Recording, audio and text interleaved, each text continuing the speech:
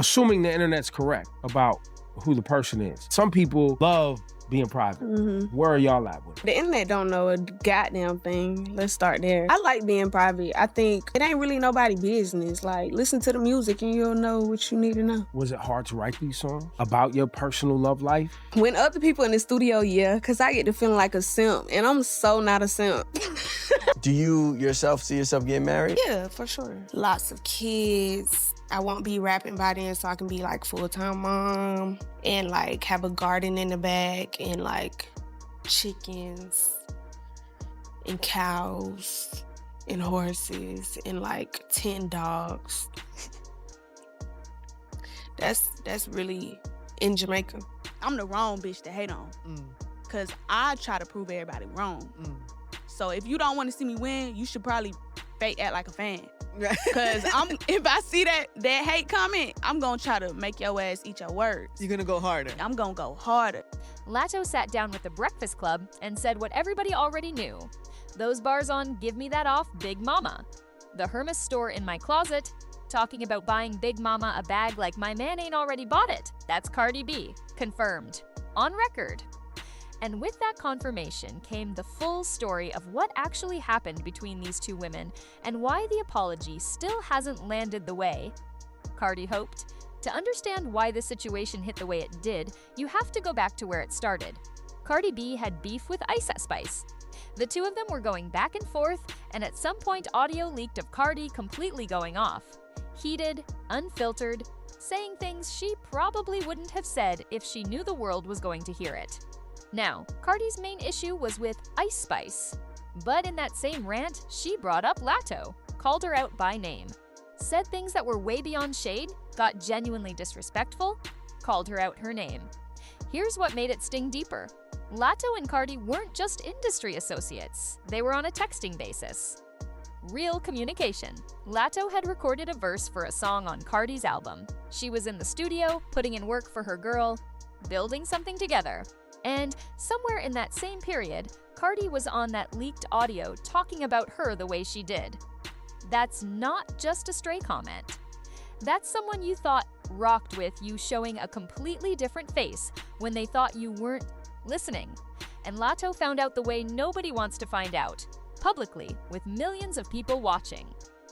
When Cardi caught wind that the clip had leaked, she went to Twitter quickly, said she was ranting in the heat of the moment, that she didn't mean it the way it came out, that she genuinely respected Latto and everything about her. She said she wasn't too prideful to apologize publicly and that she was going to privately buy her a bag. Cardi being the Hermes queen that she is, everyone immediately understood what kind of bag that meant. But Latto wasn't moved by any of it. The bag offer didn't land. The public apology didn't fully land either. 2 months went by. Then Cardi texted her directly. By that point, Latto had already mentally moved on from it, not forgiven, just moved past the point of wanting to engage.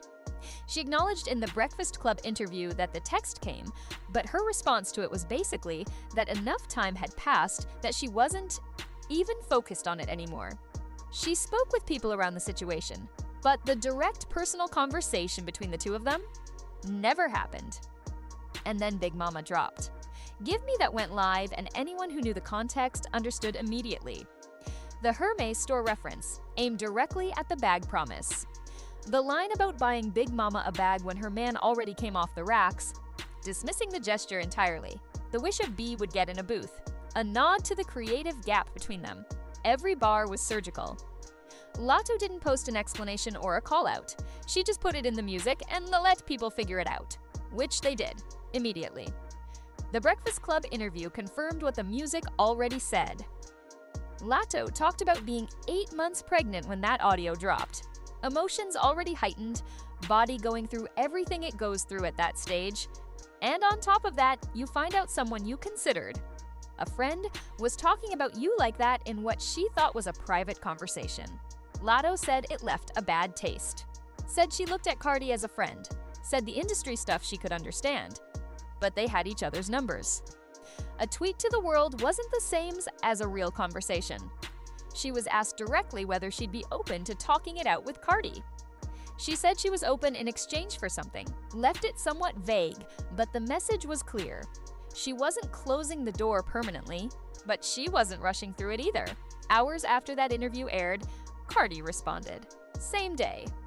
And this is the part that deserves real credit because she didn't get defensive, didn't put the blame on the situation, and didn't minimize what she said.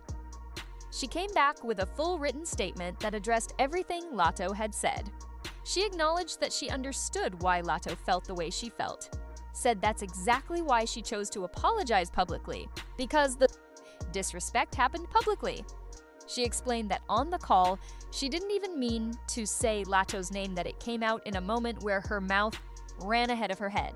Said what she actually felt was that Latto had been too forgiving in a different situation, too merciful. But instead of saying that, she just went off and it came out wrong. She talked about where she was emotionally when it happened. 8 months pregnant, fresh album out, completely overwhelmed. Not as an excuse, she was specific about that, but as context for the state of mind behind the words. She said she made multiple attempts to reach Latto after it went public, contacted her manager, reached out through her sister, eventually texted her directly, said she genuinely wanted to make it right and that she always had love and respect for her. Then she said something that was honest in a way a lot of people skip when they're trying to smooth something over. She said making it right looks different for both of them. She wanted a direct conversation. Latto chose to address it on the album. And instead of being upset about that, Cardi said that was okay, that she understood it, that the door was still open on her end. That's a mature response. Not a perfect one, because the original words were still said and screamed, but the way Cardi handled the follow-up showed real accountability without trying to control how Latto received it. Now here's the piece that keeps coming up in this conversation and deserves to be said clearly. Latto does not have to accept the apology.